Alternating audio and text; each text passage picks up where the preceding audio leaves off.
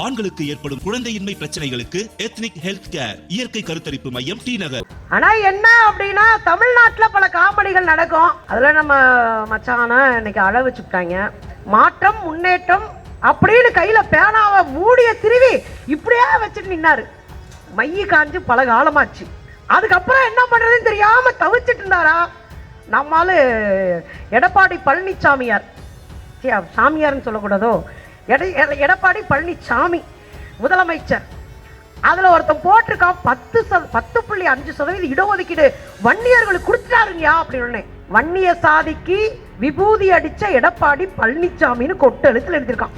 ஒரு 40 ஆண்டு கால போராட்ட வரலாறு இருக்கிற பாட்டாளி மக்கள் கட்சியினுடைய தலைவரா இருக்கக்கூடிய அன்புமணி ராமதாஸ் கதறி அழுதாரு. அதை போட்டவரை எடுத்து வீடியோ பண்ணி போட்டு ஊரே சிரிச்சிச்சு. அது வேற விஷயம். ஏன்னா அழுகிறது கூட கேமரா வச்சுக்கிட்டே அழுவீங்களா? இங்க ஒரு கும்பல் கிளம்பி இருக்கு தமிழர்கள் அப்படின்னும். ஏத்தாப்புல இருந்து சிரிச்சீங்கன்னா எனக்கு சிரிப்பு வந்துடும். ஆனா விதவிதமா கதை கேட்கிற மாதிரி இருக்கும். ஓகே, கேட்கலாம். நமக்கு என்டர்டெயின்மெண்ட் வேணும்ல. திராவிடம் என்ன செய்தது? அவர் முக்குறாரே. சரி, இறங்கி வந்து கேட்டுப்பேன். இல்ல முக்கி பேசுறாரே, நல்லா இருக்காரன்னு கேட்க வந்தேன். இல்ல குடுக்கறத குடுக்குறீங்க மிஸ்டர் பழனிசாமி. இது ஒரு 1.5 மாசத்துக்கு முன்னாடி கையெழுத்த போட்டு விட்டீங்கன்னா நம்ம ஆளு பன்வாரிலால் இருக்காரு இல்லையா, ஆளுநர், அவர்கிட்ட கையெழுத்த வாங்கி சட்டமாக்கி இருக்கலாம். ஆனா போற போக்குல தேர்தல் தேதி அறிவிக்கிறதுக்கு 1.5 மணி நிமிஷத்துக்கு முன்னாடி அறிவிச்சுட்டு போறது இருக்கு பாருங்க. இந்த ஏமாற்றுத்தனத்தை மக்களிடம் பேச வேண்டி இருக்கிறது தோழர்களே. இது ஏமாத்து வேலை. நாம ஒரு அறிவாளிகளை எதிர்த்து களத்துல நிக்கல, ஒரு அறத்தோடு நிற்பவர்களை எதிர்த்து நாம களத்துல நிக்கல, மொத்த கழுசடைகளை எதிர்த்து நம்ம களத்துல நிக்கிறோம். தமிழ்நாட்டுல வந்த மோடி பேசுறாரு, தமிழ்நாட்டுல இருக்கிற எதிர்கட்சியை பார்த்து சொல்றாரு, அவ்வளோ ரவுடிசம் பண்ணீங்களாம்ல, தமிழ்நாட்டிலே பெருசா பண்ணீங்களாம்ல. ஏன் ஜாமி, நீங்க குஜராத்ல பண்ணதை விடவா நாங்க பெருசா பண்ணிவிட்டோம்?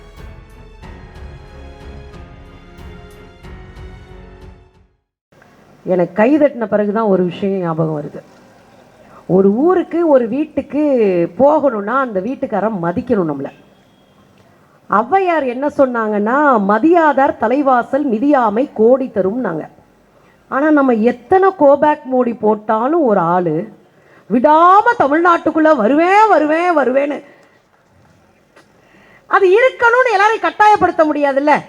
அதனாலதான் நம்ம தாத்தம் பாட்டங்க மானமும் அறிவும் மனிதனுக்கு அழகுனா தன்மானத்தோடு இரு. 2வது பகுத்து அறிகிற அறிவுதான் உன் எதிரியை இன எதிரியை அடையாளம் காட்டும். எனவே நீ பகுத்தறிகிற அறிவாளியாகவும் இருன்னு சொல்லி கொடுத்திருப்பார். அதனால தந்தை பெரியாரை தலையில் வைத்து கொண்டாட வேண்டும். அடுத்த புரட்சியாளர் டாக்டர் அம்பேத்கர் நம் எதிரிகளை இன எதிரிகளை அடையாளம் காட்டினார். 2 பேர் நம்முடைய எதிரிகள் அப்படின்னார். ஒன்று பார்ப்பனியம், இன்னொன்று முதலாளித்துவம். இந்த பார்ப்பனியும் முதலாளித்துவமும் ஒட்டி பிறந்த இரட்டை குழந்தைகள் பிரிக்க முடியாது. இதை ஒழித்து கட்ட வேண்டும் என்றால் பாட்டாளிகளும் பகுத்தறிவுவாதிகளும் ஒன்றிணைந்து களத்திலே நின்றால் ஒழிய இதை மாற்ற முடியாதுன்னு அவர் சொன்னார். அப்பப்ப கையை தட்டி வைக்கலாம். ஏதோ குளிருக்கு வந்து கையை பிடிச்சி கட்டி உட்கார்ந்த மாதிரி உட்கார்ந்தா நான் காண்டாயிருவேன். ஏன்னா நான் ஒருத்தர காண்டாயிட்டு வந்து இங்க இறங்கியிருக்கேன். 2 வீலர்ல ராபிட்டோல வந்தேன். அவர் என்ன பார்த்த உடனே போட்டோ எடுக்கணும்ட்டாரு. நாங்க போய் அந்த ஸ்பாட்ல இறக்கி விட்டுருங்க, தோழர்கள் என் மூஞ்சிய பார்த்தாங்கன்னா வந்துருச்சுன்னு நினைப்பாருங்க, அந்த இடைவெளியில ஒரு போட்டோ எடுத்துக்கலாம் அப்படின்னு சொல்லி அவரை ஏமாத்தி பாடாப்படுத்தி கொண்டு இங்கே இறக்கி விட்டு நம்ம தோழர்களா கடுப்பாகி மேலே வாங்க இருங்க ஒரு செல்ஃபி எடுத்துட்டு வரேன் அவரை சொல்லி அப்படிதான் கூப்பிட்டு வந்திருக்கேன். ஒரு வழியா வந்து சேர்ந்தோன்னு வச்சுக்கோங்களே.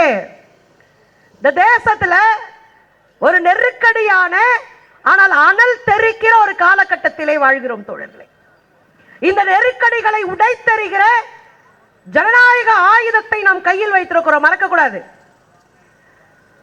ஆனா என்ன அப்படின்னா தமிழ்நாட்டில் பல காமெடிகள் நடக்கும். அதுல நம்ம மச்சான இன்னைக்கு அழ வச்சுட்டாங்க. மாற்றம் முன்னேற்றம் அப்படின்னு கையில பேனாவை மூடிய திருவி இப்படியே வச்சுட்டு நின்னாரு. இந்த பயலுக ஓட்டு போடல, மைய காஞ்சு பல காலமாச்சு. அதுக்கப்புறம் என்ன பண்றதுன்னு தெரியாம தவிச்சிட்டு இருந்தாரா நம்மால எடப்பாடி பழனிசாமியார், சாமியார்னு சொல்லக்கூடாதோ, எடப்பாடி பழனிசாமி முதலமைச்சர். அதுல ஒருத்தன் போட்டிருக்கான் 10.5% இடஒதுக்கீடு வன்னியர்களுக்கு கொடுத்துட்டாருங்கயா அப்படின்னு. வன்னிய சாதிக்கு விபூதி அடிச்ச எடப்பாடி பழனிசாமின்னு கொட்டு எழுத்துல எழுதியிருக்கான். என்னடா இப்படி பண்றீங்க? 10.5% இடஒதுக்கீடுடா. நம்ம இத கேள்விப்பட்டோன்னே நம்ம சிரிச்சோமா? ஆனா அந்த சந்தோஷம் தாங்க முடியாம ஒரு 40 ஆண்டு கால போராட்ட வரலாறு இருக்கிற பாட்டாளி மக்கள் கட்சியினுடைய தலைவராக இருக்கக்கூடிய அன்புமணி ராமதாஸ் கதறி அழுதார். அதை போட்டவரை எடுத்து வீடியோ பண்ணி போட்டு ஊரே சிரிச்சிச்சு. அது வேற விஷயம். ஏன்னா அழுகிறது கூட கேமரா வச்சுக்கிட்டே அழுவீங்களா? இந்தியாவுக்குள்ள எல்லா பையனும் தன்னால அழுதுட்டு இருக்கான் தெருவில். ஆனா நம்மால கேமரா வச்சு அழுதுட்டு இருக்கிறாங்க. ஒண்ணு புரிஞ்சுக்கணும், இடஒதுக்கீடுக்கு ஏன் ஒரு மாநாட்டை நடத்த வேண்டும்? இங்க சுந்தரவல்லி மேடையில நின்று கம்பீரமா மைக்க பிடிச்சதுக்கும் ஒரு திருமுருகன் காந்தி மேடையில ஏறி ஒரு இயக்கத்தினுடைய ஒருங்கிணைப்பாளராக இருப்பதற்கும் எங்களுக்கு அறிவு இருக்கிறது என்றால் அது கொடுத்தது எங்கள் கல்வி. அதற்கு காரணம் இடஒதுக்கீடு. அதனால நாங்க நீதி கேட்போம். எனக்கான வாய்ப்பு என் குழந்தைகளுக்கு வேண்டும். ஆஜாக்கனி ரொம்ப அற்புதமா பேசியிருந்தார். அவர் சொன்ன ஒரு இடத்திலிருந்து இன்னொரு விஷயத்தை சொல்ல நினைக்கிறேன். இங்க ஒரு கும்பல் கிளம்பி இருக்கு, தமிழர்கள் அப்படின்னும். ரைட்டு, ஏத்தாப்புல இருந்து சிரிச்சீங்கன்னா எனக்கு சிரிப்பு வந்துடும். சரி, ஓகே, தமிழர்கள் தான். ஆனா விதவிதமா கதை கேட்கிற மாதிரி இருக்கும். ஓகே, கேட்கலாம். நமக்கு என்டர்டெயின்மெண்ட் வேணும்ல. திராவிடம் என்ன செய்தது? திராவிடம் என்ன செய்தது? அவர் முக்குறாரே. சரி, இறங்கி வந்து கேட்டுக்கிறேன். இல்ல முக்கி முக்கி பேசுறாரே, நல்லா இருக்காரன்னு கேட்க வந்தேன். திராவிடம் என்ன செய்தது அப்படின்னாரு. தோழர் சொன்ன ஒரு வார்த்தையிலிருந்து நான் தொடங்கலாம் நினைக்கிறேன். மனோன்மணியம் சுந்தரனார் தமிழ்தாய் வாழ்த்து சொன்னார். நான் அதுக்குள்ள போல. விவேகானந்தரும் மனோன்மணி சுந்தரனாரும் உட்கார்ந்து பேசிட்டு இருக்கிறாங்க. ரொம்ப நேரம் உரையாடல் போயிட்டு இருக்கு. திடீர்னு என்ன நினைச்சாருன்னு தெரியல. விவேகானந்தர் மனோன்மணியம் சுந்தரனார்ட்ட டக்குன்னு ஒரு கேள்வியை கேட்டார். ஆமா, நீங்க என்ன கோத்திரம்? அவா பூரா கோத்திரம் கேட்பா, சரியா? தடக்குன்னு கேட்டாரு, ஆமா நீங்க என்ன கோத்திரம் அப்படின்னு கேட்டாரு. மனோன்மணியம் சுந்தரனார் திராவிட இயக்கத்தை சேர்ந்தவர் இல்லை. தெளிவா புரிஞ்சுக்கோங்க. அவர் திராவிட இயக்கத்துக்கு சப்போர்ட் பண்ணவரே இல்ல. எதிராக நின்று முரண்பட்ட பல கருத்துக்களை சமகாலத்தில் பேசினவர் தான் இந்த சுந்தரனார். ஆனா விவேகானந்தர் கேட்ட உடனே அடுத்த நொடி யோசிக்காம அவர் சொன்ன பதில், நான் என்ன கோத்திரமா? நான் திராவிட கோத்திரம் என்று அவர் பதில் சொன்னார். அதுதான் தமிழ்நாடு. திராவிட கோத்திரம்னா சந்தோஷப்பட்டுக்கணும். ஏன் தெரியுமா? நம்ம பையில பூரா அறிவாளியாவே இருக்கிறது. அது நம்ம பெருசு இருக்காரு பாருங்க, 94 வயசு வரைக்கும் மூத்திர சட்டியை சுமந்துட்டு சனாதனிகளுக்கு அச்சுறுத்தலாம். அப்படி சொல்லக்கூடாதோ? செத்து 47 வருஷம் ஆன பிறகும் சிலையா நின்னும் சனாதனிகளுக்கு அச்சுறுத்தலாக அச்சத்தை உண்டாக்குறவனாக நிற்கிறார் பாருங்க பெரியார். பூணூல இருக்கிற போராட்டத்தை நடத்தணும் பெரியார் அழைப்பு விடுறாரு. நம்மளுக்கு ரொம்ப நல்லவங்க, மானமும் அறிவும் மனிதனுக்கு அழகு. நம்ம தோழங்க போய் 4 பேர் போய் கேட்கிறாங்க, எதுக்குயா அவன் தோல்ல அவன் நூலை கட்டிக்கிறான், நாம ஏன் அறுக்கணும்? பெரியார்ட்ட கேட்கிறாங்க. உடனே பெரியார் சொன்னாரு, பதில் எப்பயுமே பெருசு சொல்ல மாட்டாரு, திரும்ப ஒரு கேள்வியை கேட்டு விட்டுறது. அதெல்லாம் ரைட்டு தாங்க, அவன் தோல்ல அவன் பூணூல் போடுறான், எனக்கு அதுல பிரச்சனை இல்லை. ஒரு 10 வீடு லைன் வீடு இருக்கு. இந்த 10 லைன் வீட்டுல ஒரு ஆள் மட்டும் இது பத்தினி வீடுன்னு போர்டு எழுதி போட்டேன்னு வச்சுக்குவோம். மிச்சம் 9 வீடு சொல்லிட்டு சொல்றாரு, ஒருத்த மட்டும் பூணூல போட்டுட்டு நான் இருபிறப்பாளன், நான் பெரிய ஆளு, வேதம் கற்றவன், நான் மனித குலத்தில் எல்லாம் உயர்ந்தவன் அப்படின்னு சொன்னா அப்ப நாம் இழிந்தவர்களா என்கிற கேள்வி சாதாரணமா வந்துரும். நாம் இழிந்தவர்கள் இல்லை என்பதை நிரூபிக்கிறதா இந்த போராட்டம் என்று தோழர் பெரியார் சொல்லுகிறார். அப்ப எந்த அறிவுமற்ற சூழல்ல நம்ம இத பத்தி பேசல. நான் இங்க அன்புமணி ராமதாஸ் அவர்களுக்கே ஒண்ணு சொல்லணும். இடஒதுக்கீடு நம்முடைய உரிமை. அவர் கேட்டாலும் அதை நான் மதிக்கிறேன். 1987 கிட்டத்தட்ட 21 பேரை எம்ஜிஆர் அரசு துப்பாக்கி சூடு நடத்தி கொலை செய்கிறார்கள். கேட்டு போராடினவங்கள மிக கடுமையான போராட்டத்தில் பல உயிர்களை தியாகம் செய்து எம்ஜிஆர் நிறைவேற்றுறேன்னு சொன்னாரு, இறந்து போயிட்டார் அடுத்த மாசம். இது செப்டம்பர்ல நடக்கிறது, அவர் டிசம்பர்ல 24 இறந்து போறாரு. நிறைவேற்ற முடியல. என்ன ஆச்சு? அடுத்து கலைஞர் ஆட்சி வருது. அவரை போய் சந்திக்கிற போது 108 சாதிகளை சேர்ந்த ஒரு குரூப் அப்படியே பிற்படுத்தப்பட்டவர்கள் போட்டு 20% இடஒதுக்கீடு கொடுத்தார். மிகவும் பிற்படுத்தப்பட்டவர்களை போட்டு இந்த வன்னியர்களோடு சேர்ந்து இன்னொரு சாதிக்கும் இடஒதுக்கீடு அறிவிக்கப்பட்டு இருக்கிறது. சீர்மரபினர். யார் சீர்மரபினர்? பிற்படுத்தப்பட்ட பட்டியலில் இருக்க வேண்டியவங்களா? அவங்க பழங்குடிகள். பழங்குடிகளா இருக்கிற 68 சாதியை சேர்ந்த மக்கள் தங்களுக்கான வாழ்வுரிமை வேண்டும் என்று களத்தில் போராடிட்டு இருக்கான். ஆனா அதை கொண்டு வந்து 7% கொடுக்கிறாராம்.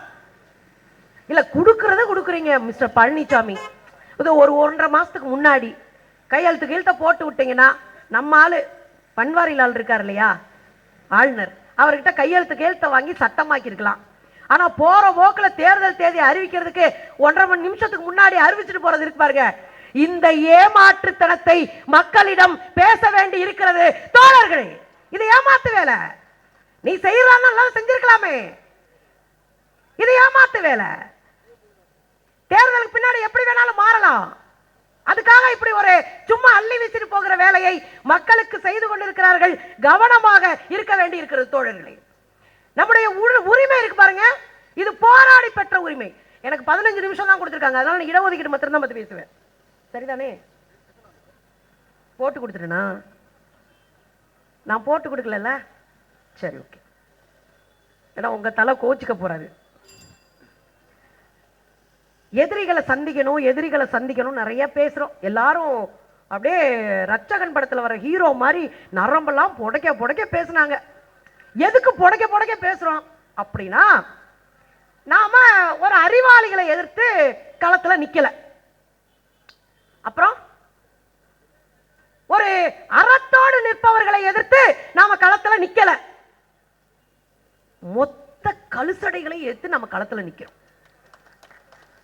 அறம்னா எத்தனை கிலோ அப்படின்னு கேட்கிற கூட்டத்தை வச்சு இருக்கிறோம். ஒரு உதாரணம் சொல்லவா? திரிபுராவை பற்றி பேசினார். திரிபுராவில் ஆட்சி மொத்தம் 60 சீட்டு. முதல் தேர்தல்ல 49 சீட்ல டெபாசிட் வாங்கல. யாரு? பிஜேபி. 49 இடத்துல டெபாசிட் வாங்கல. மொத்தமே 60 இடம் தான் திரிபுரால. டெபாசிட் வாங்காதவங்க எப்படி ஆட்சியை பிடிச்சாங்க? நேர்மையா நின்னா? மக்களை திரட்டியா? பொதுக்கூட்டங்கள் நடத்தியா? மக்கள்கிட்ட துண்டு பிரசாரம் கொடுத்தா? இல்ல. ஒரே ஒரு பாயிண்ட கையில வச்சுக்கிட்டான். என்ன பாயிண்ட் தெரியுமா? திரிபுராவில் பழங்குடி மக்கள் அதிகம். திரிபுராவில் பழங்குடி மக்கள் அதிகமா இருந்த காரணத்தினால, பழங்குடி மக்கள் கிறிஸ்தவர்களாக இருந்த காரணத்தினால, நீங்க நல்லா புரிஞ்சுக்கணும், பழங்குடி மக்களும் கடற்கரையோரத்தில் இருக்கிற மீனவர்களோ பெரும்பான்மையாக கிறிஸ்தவர்களா இருப்பாங்க.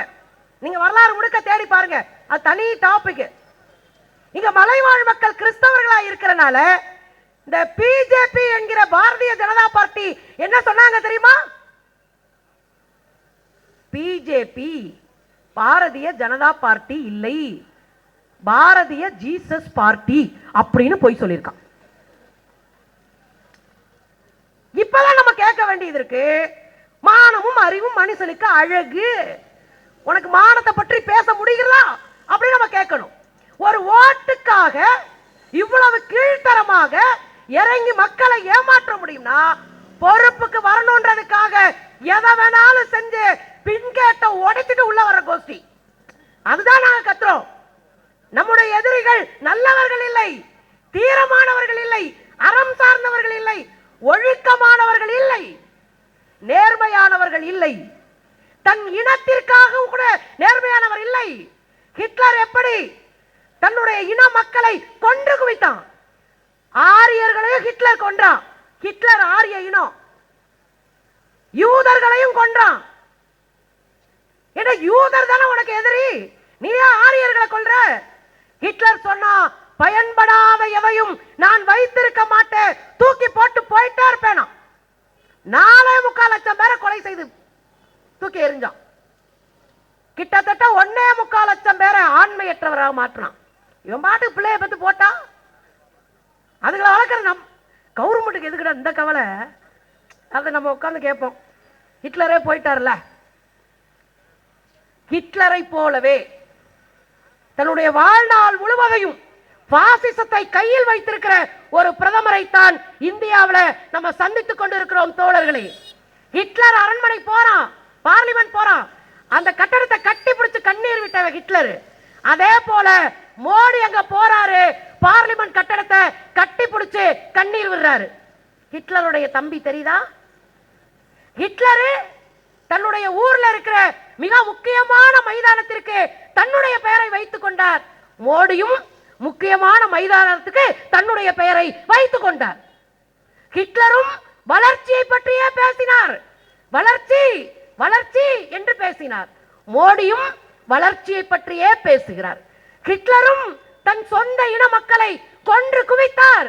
மோடியும் இந்துக்களை கொன்று குவித்துக் கொண்டு இருக்கிறார். இதை மறக்க முடியாது. மோடி எங்க இந்துக்களை கொன்றாரு? தமிழ்நாட்டில் வந்த மோடி பேசுறாரு. தமிழ்நாட்டில் இருக்கிற எதிர்கட்சியை பார்த்து சொல்றாரு, அவ்வளோ ரவுடிசம் பண்ணீங்களாம்ல, தமிழ்நாட்டிலே பெருசா பண்ணீங்களாம்ல. ஏன் சாமி, நீங்க குஜராத்தில் பண்ணதை விடவா நாங்க பெருசா பண்ணிவிட்டோம்? குஜராத்தில் பண்ணதை விடவா பெருசா பண்ணிவிட்டோம்? குஜராத்தில் என்ன பண்ணாங்க? 52 இந்துக்களை கோத்ரா ரயில்ல வச்சு எரிச்சது யாரு? கோத்ரா எம்எல்ஏ, அவர் பிஜேபி காரரு. 52 இந்துக்களை கொன்னது யாரு? நீங்க தானே. சரி, கொன்னீங்க. பழிய யார் மேல போட்டீங்க? அங்க இருக்கிற இஸ்லாமியர்கள் மேல போட்டீங்க. போட்டு என்ன பண்ணீங்க? ஒரு இஸ்லாமிய சகோதரி தான் காதலித்து திருமணம் செய்து கொண்ட தன் இணையோடு 2 வீலர்ல போறா. இந்த கொலை கும்பல் 6 மாசம் வயிற்றுல கருவோடு இருந்த அந்த பெண்ணை வயிற்ற கிழிக்கிறான். நான் சொல்ற கொலை கும்பல் பிஜேபி பார்ட்டி. புரியுறதுக்காக சொல்றேன். நான் பாட்டு கதை சொல்றேன்னு இந்த கதை ரொம்ப நல்லா இருக்குங்க, எந்த படத்துல வந்துச்சுன்னு கேட்டுப்படக்கூடாதுல. இது குஜராத்தில் மோடி முதலமைச்சராக இருந்த போது நடந்த உண்மை வரலாறு. அந்த பொண்ணு வயிற்ற கிழிச்சிட்டான். 6 மாச குழந்தைய தூக்கி சூளாயத்துல குத்தி நெருப்புல போட்டான். நெருப்புல எரிந்து கொண்டிருந்த சணல் பையை எடுத்து சுருட்டி கிழிக்கப்பட்ட உயிரோடு இருக்கிற பெண்ணினுடைய வயிற்றுக்குள்ள திணிச்சான். ஒரு கானிபல்ஸ் மனுஷனை அடிச்சு தின்ற காட்டு மிராண்டி கூட இதை செய்ய மாட்டான்.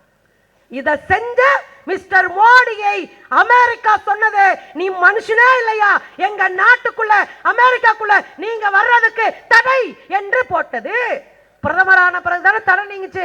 மிஸ்டர் மோடி, கதை தெரியாதவன், வரலாறு தெரியாதவன், அரசியல் தெரியாதுட்டா உங்க சரக்கெல்லாம் வித்துக்குங்க, எங்கிட்டே வா, நாங்க ஊருப்பட்ட சரக்கு வச்சிருக்கோம் விற்கிறதுக்கு.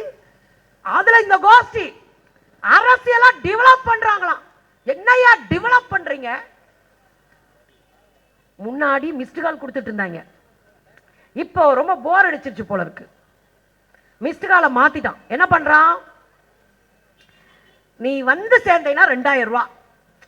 ஏன்னா தேர்தல் காலம்ல வந்து சேர்ந்தா 2000 ரூபாய். அப்புறம் எத்தனை ஆளை சேர்த்தாலும் அத்தனை தலைக்கும் 1000 ரூபாய்.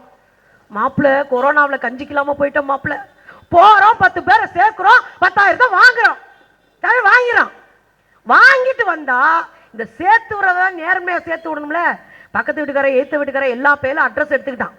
பேரை மட்டும் மாத்தி விட்டான். கந்தசாமிக்கு நொந்த சாமின்னு போட்டு விட்டான். இந்த கஞ்சி சாமி ஒருத்தன் கிழிச்சா, ஞாபகம் இருக்குங்களா?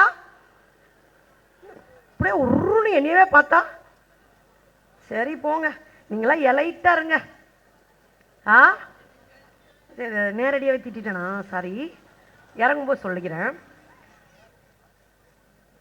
பொய்யா அட்ரஸ் கொடுத்தா ஆட்களை சேர்க்கிறது.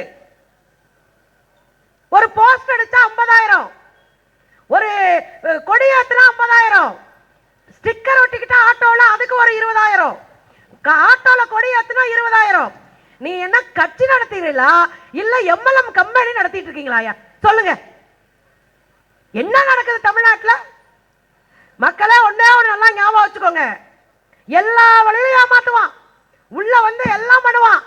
ஆனா இதுவரைக்கும் தான் செய்வதாக சொன்ன எதையுமே செய்யாததான் மிஸ்டர் மோடி. 15 லட்சம் யாருக்கு அக்கௌண்ட்காவது வந்திருக்கா?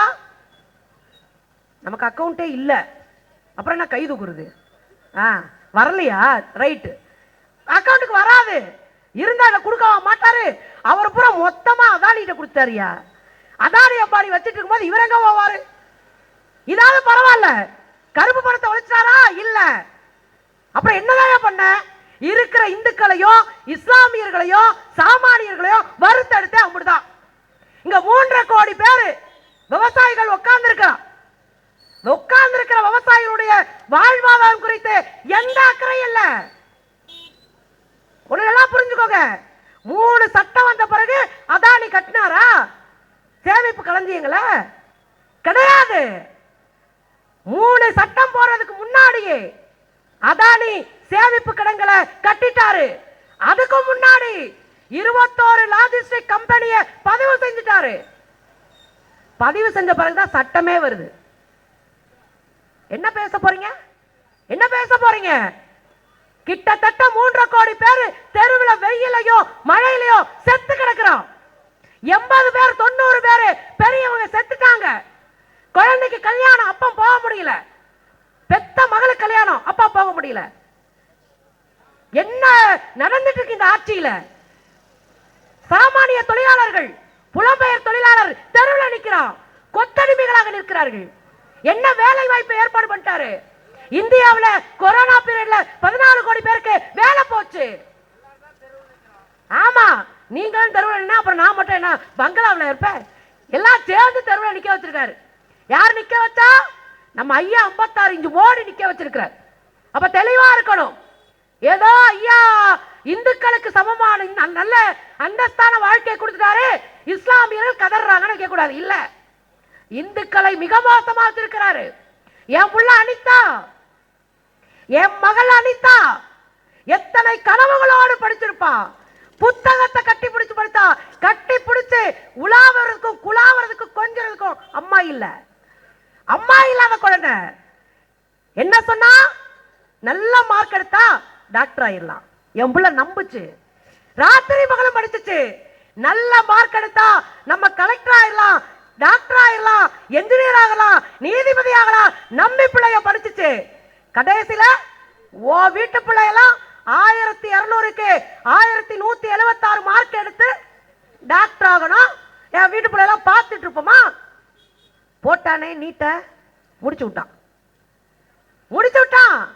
அனிதாக்கள் தொடர்ந்து தற்கொலை. ஒரே நாள்ல 3 பேர் தற்கொலை. நம் குழந்தைகளை அனாதைகளாக்கி அச்சமுடையவர்களாக மாற்றி படிக்க லாயக்கட்டவர்கள் சீல குத்தி வெளியே தரதுனா 1176 மார்க் வாங்கின என் பிள்ளைக்கு தகுதி இல்லைன்னா வேற யாருக்கு தகுதி இருக்கு? வேற யாருக்கு தகுதி இருக்கு? என் குழந்தைகளுடைய கல்வி கனவை தோண்டி புதைச்சான். அனிதா இந்து இல்லையா? அனிதா இந்து இல்லையா? தெருவில் அலைஞ்சு பஸ் இல்லாம ரயில் இல்லாம அலைஞ்ச 4 கோடி பேர் இந்துக்கள் இல்லையா? புதிய கல்விக் கொள்கையில குலக்கல்வி கொண்டு வந்து தெருவை நிப்பாட்டி ஸ்காலர்ஷிப் இல்ல. அது இன்னைக்கு வந்த ஸ்காலர்ஷிப் அது பரவாயில்லைங்க. போஸ்ட் மெட்ரிக் ஸ்காலர்ஷிப் வெள்ளக்காரன் கொடுத்தது தலித்துகளுக்கு. தலித் குழந்தைகள் படிச்சு மேல வரட்டும்னு போஸ்ட் மெட்ரிக் ஸ்காலர்ஷிப் காலி பண்ணது யாரு? மோடி. அந்த தலித்துகள் இந்துக்கள் இல்லையா? நான் இங்க இருக்கிற அண்ணன் தம்பிங்க பூரா கடை வச்சிருக்காங்க, காய்கறி கடை. அன்றாட காய வித்து கஞ்சி குடிக்கணும். இங்க தெருவில் பூரா பழக்கிற எல்லாம் என் அண்ணன் தம்பிங்க. நான் இவங்க சார்பா கேட்கிறேன். ஏற்கனவே பழத்தை வித்தும் வேகாம பாதி அழுகி போய் பாதி காஞ்சு போய் இருக்கிறதுல கஞ்சியோ கூழோ குடிச்சிட்டு இருக்கான் எங்க ஆளுங்க. ஆனா இன்னைக்கு 1 லிட்டர் பெட்ரோல 100 ரூபாய் ஆக்கி எங்க வீட்டுல சோத்து பானையில மண்ணள்ளி போட்டது யாரு? மிஸ்டர் மோடி. அதானி வீட்டுல சோறு பொங்க மாட்டாங்களா? ஏற்கனவே லாரியில போற டீசல் மண்டை விட்டு போற அளவுக்கு விலை. இனி அத்தனை விலையும் என் பொருள்கள் மேல ஏறும். ஒரு 5 ரூபா சேர்த்து வைக்க கூட முடியாம திண்டாடிட்டு இருக்கிற வியாபாரிகள் இன்னைக்கு என்ன பண்ணுவாங்க? கடை எடுத்து மூடிட்டு வீட்டுக்கு போக வேண்டியதான். ஏங்க இவங்களை விடுங்க. இன்னும் தொழிலாளர் அப்பளம் வைக்கிறவன், தெரு தெருவா போய் அப்பளம் வைக்கிறவன், சைக்கிள்ல போக முடியாதுன்னு 10 கிலோமீட்டர் தாண்டி ஒரு வண்டியில போறானா இனி போக முடியுமா? போய் கண்ணகி நகர்ல போட்டீங்களே, ஒடுக்கப்பட்டு விளிம்புநிலைக்கு தள்ளப்பட்ட உழைக்கிற வர்க்கத்தை, அவன் ஒரு 10 கிலோமீட்டர் வண்டியில தானே வரணும். எங்க போவான்? சாமானிய உழைக்கிற இந்துக்களுடைய வாழ்க்கையில மண்ணெண்ணி போட்டுட்டு நீங்க எந்த ராஜ்யத்தை உருவாக்க போறீங்க மிஸ்டர் மோடி? யாரை ஏமாத்துறதுக்கு இவ்வளவு வேஷம் போடுறீங்க? நேத்து ஆட்டுக்குட்டி அண்ணாமலை சைக்கிள்ல போகுது, அது பார்க்கவே செம காண்டாகுது. எங்களை பார்த்தா உங்களுக்கு எப்படி இருக்கு? அப்பதான் நாங்க கேட்டோம், அண்ணாமலை சைக்கிள்ல போறாருன்னா அர்த்தம் இல்லாம போகல, அண்ணாமலைக்கும் பெட்ரோல் வாங்க காசு இல்ல, அதனால சைக்கிள்ல போறோன்னு கிளம்பி போகுது போல இருக்கு பாவம். அங்க பார்த்தா ஸ்மிருதி இரானிக்கா 2 வீலர்ல போகுது. இங்க என்னையா நாடகம் நடந்துட்டு இருக்கு? ஆட்சி நடத்த சொன்னா நீங்க நாடகம் நடத்திட்டு இருக்கீங்க. மக்கள் ஆட்சின்றது எது தெரியுமா? சாமானிய மக்களினுடைய குரலை அரசு ஏற்றுக்கொள்வதற்கு பேரு மக்களாட்சி. அதுதான் ஜனநாயகம். எந்த இடத்துலயாவது சாமானிய மக்களினுடைய குரல் மோடி அவர்களுக்கு கேட்டிருக்கா? கீழே இருக்கிறவன் வயிற்றுல கத்திட்டு போறாங்கன்னா என்ன அர்த்தம்? பூரா நம்ம ஆளுங்கன்னு அர்த்தம். பூரா நம்மள மாதிரியே தெருவில் கோவணம் இல்லாம நிக்கிறாங்கன்னு அர்த்தம். சரி, கவனமா இருப்போம் தோழர்களே. முடிச்சிடவா? ஓகே. சீட்டு தொலைஞ்சிருச்சான். மெய் மறந்துட்டீங்களா? அடிச்சு விடுங்க, அடிச்சு விடுங்க. நான் என்ன கேட்கிறேன்னா, இந்த நாட்டினுடைய மக்களினுடைய இறையாண்மை பாதுகாக்கிறோம். ராணுவத்தை பார்த்தீர்களா? எனக்கு தெரிஞ்சுங்க, ராணுவ டயருக்கு அடியில எலுமிச்சம்பளம் வச்ச கோஷ்டி ஒரே கோஷ்டி இவங்க தாங்க. இந்த உலக நாடுகள் நம்மளை எப்படிதான் பார்க்கும்? ஏண்டா ராணுவத்து டயர்லயே எலுமிச்சம்பளம் வைக்கிறாங்களே, இல்ல கார்கில்ல போய் வைங்க வேண்டியதானே எலுமிச்சம்பளத்தை? இல்ல சீனாக்காரன் ஐயோ நம்ம நாட்டில் பிரதமர் மோடி சொல்லிட்டாரு, அவரும் கையை தூக்கி தான் பேசுறாரு. இனிமேல் கையை தூக்கி பேசினாலே கவனமாக இருக்கணும் போல இருக்கு. நானும் இருக்கட்டும் மேல கையை தூக்கி பேசுறேன்னு வச்சுக்கோங்க, அது ஒரு கெத்தா இருக்கட்டும் தான். பாத்தீங்கன்னா நீங்க ராணுவம், நம்ம ராணுவ ஆட்களை நான் சொல்லலைங்க, பொண்டாட்டி பிள்ளைல ஊர்ல விட்டுவிட்டு எப்ப சாவோ எப்ப பொழப்போன்னு தெரியாம அங்க பார்டர்ல உட்கார்ந்து இருக்கிற ராணுவர்கள் நம்ம அண்ணன் தம்பிங்க, அது பூரா நம்ம ஆளுங்க. அதனால அவங்களையும் நம்ம கணக்குல சேர்த்துக்குவோம். ஆனா யார் சீனா போடுறான்னா, நம்ம ஐயா 56 இந்த சீனா போடுறாரு. என்ன பண்றாரு? சீனாக்காரன் சத்தமா பேச மாட்டாரு, உள்ளுக்குள்ள சீனாவிலிருந்து ஒரு பிடி மண்ணை என் நிலத்தை எடுக்க விடுவேனா? இதை வந்து சவுண்ட்லெஸ்ஸா யோசிச்சுக்கோங்க. அப்படியே ரூம்குள்ள உட்காந்து பேசுவாரு. அங்க போனாருன்னா டமால்னு காலில் விழுந்துறாரு. சீனா ஒரு பிடி மண்ணை எடுக்க விட மாட்டாரா? ரைட்டு. அப்புறம் ஏன் லடாக்ல 56 கிலோமீட்டர் உள்ள வந்து ஒரு கிராமத்தையே கட்டி கிராபரேஸ் வச்சிருக்கான். 100 சில்லற வீடுயா. இங்க வாடகைக்கு நம்ம இருந்துகிட்டு நொந்து நூடுல்ஸ் ஆகி போய்கிட்டு இருக்கோம். அவன் 100 சில்லற வீடை கட்டி கிராபரேஸ் வைக்கிறான். கேட்டா ஒரு புடி மண்ணை விட மாட்டோமா? அப்ப அது சீனா இடமா? அப்புறம் ஏன் கதறீங்க? புரிஞ்சுக்கணும் தோழர்களே. இங்க ஒரு இடம் விழுக போகுதுன்னா அங்க 40 வீரர்களை போட்டுருவாங்க, அங்க 4 ராணுவ வீரர்களை போட்டுருது.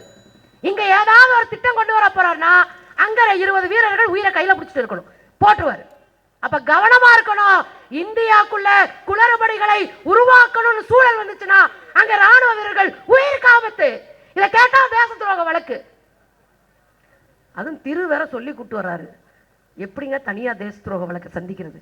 ஒரு 4 பேர் வாங்க, சேர்ந்து சந்திப்போம். என்ன பார்ட்டிக்கா போறது? வழக்கில் கூட சேர்ந்து சந்திப்போமா? இதை நான் வன்மையா கண்டிக்கிறேனாக்கும்.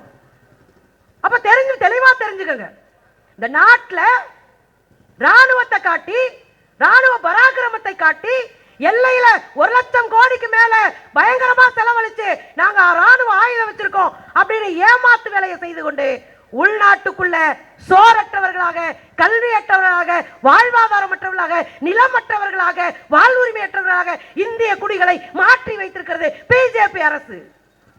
கவனமா இருங்க. குண்டலிய சக்தியை எழுப்பி மட்டும் கதற முடியும். இதுக்கு மேல கையை கோர்த்து வந்து நிக்கலன்னா நம்ம பொழைச்சுக்கிட்டோம். அப்படிதான் நம்ம பிள்ளைங்க நம்ம எவ்வளவு சந்தோஷமா இருந்தோம், பிள்ளைங்க சந்தோஷமா இருக்கணும்ல, அதுக்கான ஏற்பாடை பண்ணணும். சரி, மோடி அப்படின்னா நம்ம எடப்பாடி கையை கட்டி நின்னாருன்னா கையை விட மாட்டாரு, இப்படியே நிக்கிறாரு, பிசுன போட்டு ஒட்டின மாதிரியே நிக்கிறாரு. அது பரவாயில்லைங்க. அந்த அமைச்சர்கள் பூரா ஏதோ காதலிக்கு வேலண்டைன்ஸ் டேல ரோஸ் கொடுக்க போற மாதிரியே மொத்தமா போய் வேட்டியை கட்டிட்டு அமித்ஷாக்கு ரோஸ் கொடுக்குதுங்க. என்னையா நடக்குதுங்க இங்க? லவ்வாசையா நடந்துட்டு இருக்கு. அவன் உசுர விட்டுக்கிட்டு பேசிட்டு இருக்கான், அங்கவே வரிசையா போய் ரோஸ் கொடுத்துட்டு இருக்குங்க. இதுகளை வச்சு நம்ம என்ன பண்றது சொல்லுங்க? ஒருத்தர அங்க போய் எங்க ஊருக்காரு, அவரு ஒரு சயின்டிஸ்ட், வில்லேஜ் விஞ்ஞானி. ரசிக பெருமக்கள் எக்கச்சக்கமா இருக்கீங்க அவ்வளவு இருக்கு. நம்மால செல்லூர் ராஜு, அவர் எது பண்ணாலும் நீங்க சிரிக்கிறீங்கன்னா அதுக்கு அவர் காரணம் இல்ல, அவரோட ஏதோ நீங்க என்ன புரிஞ்சுக்கலன்னு அர்த்தம். அவர் என்னங்க போய் தெர்மாகோலை போட்டா புடிச்சுக்கிறீங்க? சீனாக்காரன் பத்திரிகையில் எழுதியிருக்கான், இப்படி ஒரு ஊர்ல இந்தியாவுக்குள்ள ஒரு மினிஸ்டர் தெர்மாகோல் போட்டிருக்காங்க. சீனா வரை எங்க ஊர் ஆளுங்க ஃபேமஸான ஆளுங்க, ஏதோ அவர் பாடி தெரிவாரு. ஒருத்தர் மஞ்சள் சட்டை போட்டிருக்காரு, ஒரு மந்திரி கையில 56 கயிறு கட்டியிருப்பாரு. வில்லங்கம் இல்லாத மனுஷன் தாங்க பாவத்தை. அவருக்கு மந்திரி வேலையும் செய்ய தெரியாது, மனுஷ வேலையும் செய்ய தெரியாது. அவரு ஆட்டுக்கு மொத்தமா போவார். அப்புறம் நீங்க கோயில் மூலமா அலைஞ்சிட்டு இருந்தாரு, அங்க ஒரு பார்ப்பனர் உட்கார்ந்துக்கிட்டு இவரை ஒரு இதா கூட மதிக்கல. அப்புறம் நீ மந்திரியா, சரி சரி கிளம்பு. என்னையா நான் மந்திரியா, நீ எந்திரிச்சு கிளம்பியா, நான் பாப்பேன் உன்னை விட பெரிய ஆளு, பெரிய அரசியல பாப்பேன், நீ கிளம்பலாம் அப்படின்னா. இதுக்குள்ள இருக்கிற என்ன தெரியுமா? நீ சூத்திர, எனக்கு கீழே நீ மந்திரியா இருக்கலாம், நான் பாப்பான், நான் தெளிவா இருக்கேன். தமிழ்நாடு அரசியல் ஒரு அடிமை ராஜ்யம். தமிழ்நாடு அரசியல் அடிமைகளின் கூடாரம். இந்த அடிமைகளின் கூடாரம் பொது எதிரி எதிர்ப்பதற்கு பத்தாது, தூக்கி அடிக்கணும். கண்டுபிடிச்சிட்டீங்களா? கண்டுபிடிச்சிட்டாங்களா? அதெல்லாம் ரொம்ப கவனமா இருக்க வேண்டி இருக்கிற தோழர்களே. ஒருங்கிணைந்த ஒரே ஒரு செய்தி மட்டும் சொல்லிட்டு முடிக்கிறேன். 2 நிமிஷத்துக்கு முன்னாடி தானே கொடுத்தீங்க. ரைட், அது ஒரு ஒப்பந்தம் இருக்கு. இடஒதுக்கீடு தான் ஒப்பந்தத்தில் வரணுமா? எப்போதுமே மேடைக்கு வந்தோடனே நம்ம தோழங்களை கரெக்ட் பண்ணி வச்சுக்கணும். தோழர் கொஞ்சம் லேட்டாக கொடுங்க அப்படின்னு. சும்மாயா, நான் சும்மா சொல்லிட்டு போகிறேன். ஒரே ஒரு விஷயந்தான், தமிழ்நாட்டை பார்த்து ஏன் சங்கிகள் கதறணும்? தமிழ்நாடு ஏன் இந்தியாவிற்கு அரசியல் மாநகரமா இருக்கணும்? ஒரே ஒரு பதில் தான். இந்தியா முழுவதற்குமான இடஒதுக்கீடு குறித்து முதல் குரல் தமிழ்நாட்டில் இருந்துதான் இந்தியாவுக்கு போனது. அதுலயும் குறிப்பா நீங்க பாத்தீங்க அப்படின்னா, இந்த நூற்றாண்டு இல்ல, போன நூற்றாண்டிலேயே ரொம்ப தெளிவா மாநாடு நடத்தினாரு. 1991 அயோத்திதாச பண்டிதர் மாநாடு நடத்தி எங்களுக்கு உரிமை வேணும், இடஒதுக்கீடு வேணும்னு கேட்டு 2 இடஒதுக்கீடு பெற்றார். இங்க இருந்தா குரல் போச்சா? இன்னொரு விஷயம் இங்க இருந்தா நடந்தது. நீதி கட்சி, திராவிடம் நீதி கட்சி ஆட்சிக்கு வந்து 1920 முதல்ல வேலை வாய்ப்பிலும் கல்வியிலும் இடஒதுக்கீடு என்ற கோரிக்கையை அரசை நோக்கி வைத்தது நீதி கட்சி. அதுவும் தமிழ்நாட்டில் முதல்ல 1920 சோறு போட்டு சென்னை மாநகராட்சி குழந்தைகளுக்கு இலவச கல்வியை கொடுத்தது நீதி கட்சி, அதுவும் திராவிட கட்சி. இங்கிருந்துதான் இந்திய சமூகத்திற்கு நீதி சொல்லிக் கொண்டிருந்தோம் நம் மூதாதையர்கள். இங்கிருந்துதான் இந்திய சமூகத்தை பாதுகாக்க வேண்டிய போர்ப்படை கிளம்ப வேண்டி இருக்கிறது. தோழர்களே, இது வெறும் பேச்சாக இருக்காம களத்திலே நின்று கரம் கோர்த்து ஒரு மானுட விடுதலைக்கான மிகப்பெரிய களத்தை உருவாக்க வேண்டும். காரணம், இந்த காலம் அவ்வளவு எளிதான காலம் அல்ல. தந்தை பெரியார் சொல்லுவதை போல 1000 அறிவு சார்ந்தவனோடு போராடி வென்று வரலாம், ஒரு மலுமட்டையோட போராட முடியாது. இங்க ஏராளமான மலுமட்டைகளோடு போராட வேண்டி இருக்கிற காரணத்தினால் அறிவை கூர்த்திட்டுவோம், கரம் கோர்ப்போம், களத்தில் நிற்போம், அரசியலை வென்றெடுப்போம். இது முற்போக்கு அரசு. நன்றி, வணக்கம். நக்கீரன் டிவிக்கு சப்ஸ்கிரைப் செய்யுங்கள். உங்கள் ஆதரவே எங்கள் பலம். ஆசிரியர்களுக்கு நண்பனாகவும் மாணவர்களுக்கு ஆசானாகவும் திகழும் தேர்வு வழிகாட்டி. ஒவ்வொரு பாடத்திற்கும் அனுபவமிக்க ஆசிரியர்களின் துல்லியமான தெளிவான விடைகள். CNC இருக்கு, தேர்வு பயம் எதற்கு? இது தீரன் பப்ளிஷிங் ஹவுஸ் விற்பனை வெளியீடு.